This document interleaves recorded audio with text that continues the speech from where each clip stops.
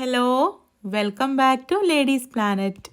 ഇന്ന് നമ്മൾ ചെയ്യുന്നത് അയല കൊണ്ട് പുട്ടുകുറ്റിയിൽ ചെയ്തെടുക്കാൻ പറ്റുന്ന ഒരു കിഡിലൻ ഐറ്റമാണ് കേട്ടോ. ഇത് നമുക്ക് ബ്രേക്ക്ഫാസ്റ്റ് ആയിട്ടോ ഡിന്നറായിട്ടോ പാർട്ടികളിലൊക്കെ വെറൈറ്റി ആയിട്ട് സെർവ് ചെയ്യാൻ പറ്റിയിട്ടുള്ളൊരു കിടുക്കാച്ചി ഐറ്റമാണ്. ഇത് നമ്മൾ ബ്രേക്ക്ഫാസ്റ്റ് ആയിട്ടാണ് ഉണ്ടാക്കുന്നതെങ്കിൽ സെപ്പറേറ്റ് ആയിട്ട് കറിയുടെ ഒന്നും ആവശ്യമില്ല. വളരെ ടേസ്റ്റി ആയിട്ടുള്ളൊരു വിഭവമാണ്. നമുക്ക് എങ്ങനെയാണ് ഇത് ഉണ്ടാക്കുന്നതെന്നുള്ളത് നോക്കാം. വീഡിയോയിലേക്ക് പോകുന്നതിൻ്റെ മുൻപായിട്ട് താഴെ കാണുന്ന ലൈക്ക് ബട്ടൺ ഒന്ന് ക്ലിക്ക് ചെയ്യാൻ മറക്കരുത്. ചാനൽ സബ്സ്ക്രൈബ് ചെയ്യാതെ വീഡിയോ കാണുന്നവർ പ്ലീസ് ഒന്ന് സബ്സ്ക്രൈബ് ചെയ്ത് സപ്പോർട്ട് ചെയ്യുക. അപ്പോൾ നമുക്ക് എങ്ങനെയാണ് ഇത് ഉണ്ടാക്കുന്നതെന്നുള്ളത് നോക്കാം.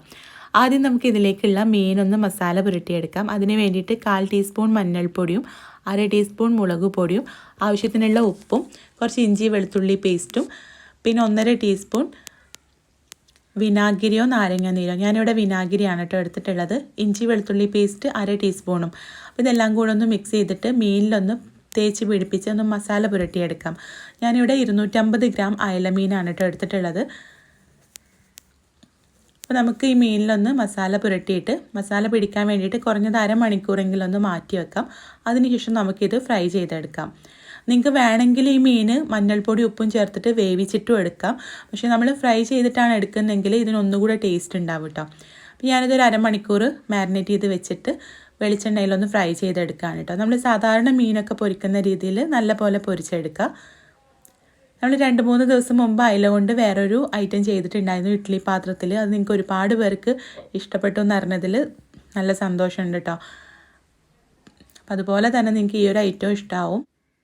ഞാനിവിടെ മീൻ പൊരിച്ച് കോരിയിട്ടുണ്ട്. ഇനി ആ പാനിലേക്ക് തന്നെ കുറച്ചും കൂടെ വെളിച്ചെണ്ണ ചേർത്തിട്ട് 2 ചെറിയ സവാള പൊടിയായിട്ട് അരിഞ്ഞതും എരിവിന് ആവശ്യത്തിനുള്ള പച്ചമുളകും 2 തണ്ട് കറിവേപ്പില അരിഞ്ഞതും ആവശ്യത്തിനുള്ള ഉപ്പ് ചേർത്തിട്ടൊന്ന് വഴറ്റിയെടുത്തിട്ടുണ്ട്. അപ്പോൾ ഇത് ചെറുതായിട്ടൊന്ന് വഴന്ന് വരുന്ന സമയത്ത് ഇതിലേക്ക് 1 ടീസ്പൂൺ ഇഞ്ചി വെളുത്തുള്ളി പേസ്റ്റും കൂടി ചേർത്തിട്ട് അതിൻ്റെ പച്ചമണം മാറുന്ന വരെ ചെറിയ തീയിലിട്ടിട്ടൊരു 2 മിനിറ്റോളം ഒന്ന് ഇളക്കിയെടുക്കാം. എന്നിട്ട് നമുക്കിതിലേക്ക് മസാലപ്പൊടികൾ ചേർക്കാം. ഞാനിവിടെ 1/4 ടീസ്പൂൺ മഞ്ഞൾപ്പൊടി, 1/2 ടീസ്പൂൺ കാശ്മീരി മുളക് പൊടി, എരിവിനാവശ്യത്തിനുള്ള കുരുമുളക് പൊടി, 1/2 ടീസ്പൂൺ മല്ലിപ്പൊടി, ഇത്രയും മസാലപ്പൊടികളാണ് കേട്ടോ ഇതിലേക്ക് ചേർത്ത് കൊടുക്കുന്നത്. മസാലപ്പൊടികൾ ചേർത്തിട്ട് അതിൻ്റെ പച്ചമണം മാറാൻ വേണ്ടിയിട്ട് ചെറിയ തീയിലിട്ടിട്ട് 2-3 മിനിറ്റ് ഒന്ന് ഇളക്കിയെടുക്കാം. അതിനുശേഷം നമുക്കിതിലേക്ക് നമ്മളിവിടെ പൊരിച്ച് മാറ്റി വെച്ചിട്ടുള്ള മീനില്ലേ, അതിൻ്റെ മുള്ളൊക്കെ മാറ്റിയതിന് ശേഷം ചെറുതായിട്ടൊന്ന് പിച്ചി എടുത്തിട്ട് ആ മീൻ ഇതിലേക്ക് ചേർത്ത് കൊടുക്കാം. മീൻ ചേർത്തിട്ട് നല്ല പോലെ ഒന്ന് ഇളക്കിയെടുക്കാം കേട്ടോ. മൂടി വെക്കണമെന്നൊന്നുമില്ല. മീനിൽ മസാല പിടിക്കണമെങ്കിൽ വേണമെങ്കിൽ ഒന്ന് മൂടി വെക്കാമെന്ന് മാത്രം. നമ്മളിനി ബാക്കി കാര്യങ്ങളും കൂടെ ചെയ്യുമ്പോഴേക്കും ഇതിലേക്ക് മസാലയൊക്കെ നല്ല പോലെ പിടിച്ചു കിട്ടും കേട്ടോ. ഞാൻ കുറച്ച് മല്ലിയില കൂടെ ചേർത്തിട്ട് ഫ്ലെയിം ഓഫ് ചെയ്തിട്ടുണ്ട്. മസാല ഇവിടെ റെഡി ആയിട്ടുണ്ട്. ഇനി ഞാനൊരു ബൗളിലേക്ക് 1 കപ്പ് പുട്ടുപൊടി എടുത്തിട്ടുണ്ട്. നമ്മൾ സാധാരണ പുട്ട് നനച്ചെടുക്കുന്ന രീതിയിൽ ഉപ്പുവെള്ളം ചേർത്തിട്ട് ഇതൊന്ന് നനച്ചെടുക്കാം. പുട്ടുണ്ടാക്കുന്ന ഡീറ്റെയിൽഡ് വീഡിയോ നമ്മൾ 2-3 വർഷം മുമ്പ് ചെയ്തിട്ടുണ്ട്. 15 ലക്ഷത്തോളം ആൾക്കാർ കണ്ടിട്ടുണ്ട് കേട്ടോ.